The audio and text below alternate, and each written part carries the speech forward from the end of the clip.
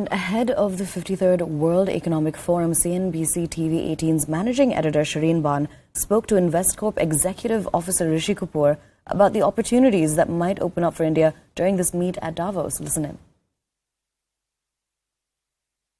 Let's talk about what the global climate looks like and what that's going to mean for the year ahead.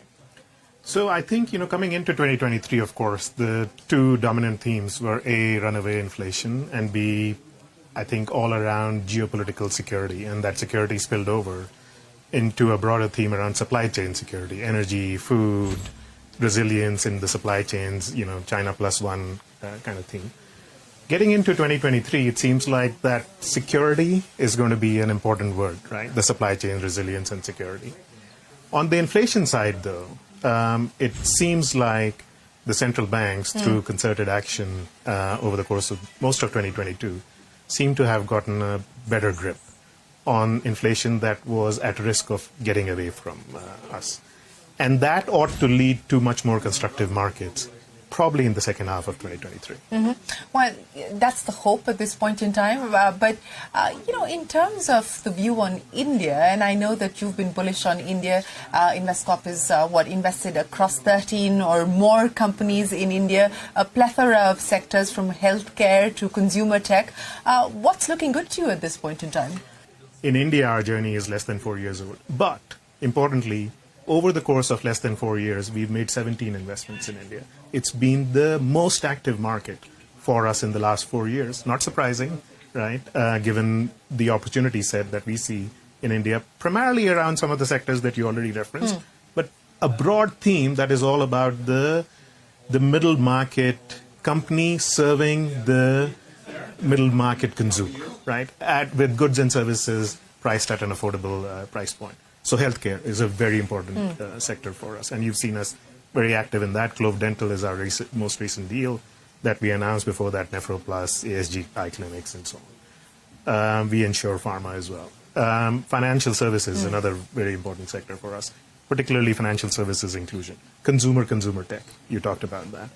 Very, very high growth sector for us. Fresh to Home is one of our assets over there that everyone is familiar with, hopefully, and buying from. And logistics, NDR, Express Bees, these are all our portfolio companies. We've been pursuing those 6 sectors beyond the 4 that I mentioned, plus IT services as well. Quite in a very disciplined manner. We see a lot of potential. Our AUM in India is already getting close to $1 billion in aggregate. But more importantly, given the size of the opportunity set that we see and the size of the overall market, this ought to be a $5 billion business in the medium term. The 53rd meet of the World Economic Forum is a much-awaited event given the highly tense global scenario considering Russia's war in Ukraine. Now, CNBC TV 18's managing editor Shireen Ban also spoke with Roberto Bocca, who is a member of the Economic Forum, and also discussed all that can be expected from this meet. Take a look. At this point in time, the expectation is with China reopening and reopening faster, there is going to be a demand pull, and that's going to push up prices. Most people are now talking about 110 plus. What's the expectation? How do you look at that? Yeah, well, as somebody was saying, is if I knew where the market would go, I would be a millionaire, and You're sitting in Davos. But I'm not one of the millionaires. So I think it's very difficult to see how fast will be and all of the repercussion of it. But certainly there is hope that the economy will start again. But of course, it's not only about China. It's about the potential, slowdown of the economy at global level due to the inflation and rate rise in many economies. So I think it's not only about China, but it's more of a complex issue. What about gas prices as well?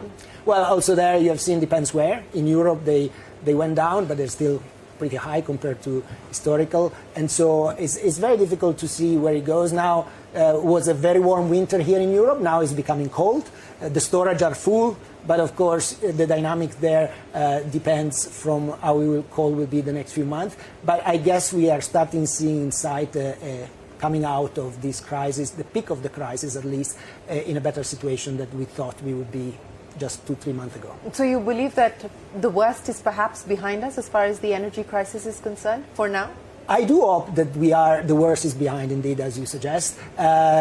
But, as we have seen many times, surprises can be around the corner. And I think one of the critical elements, also critical elements here for the conversation in Davos, is how organization and countries think in terms of resilience. So how we are ready to face crisis. In the past few years, we have faced so many crises. The financial, the health, of course, the energy, and we have to adapt. And so we have to build resilience in our systems to be able to cope with this.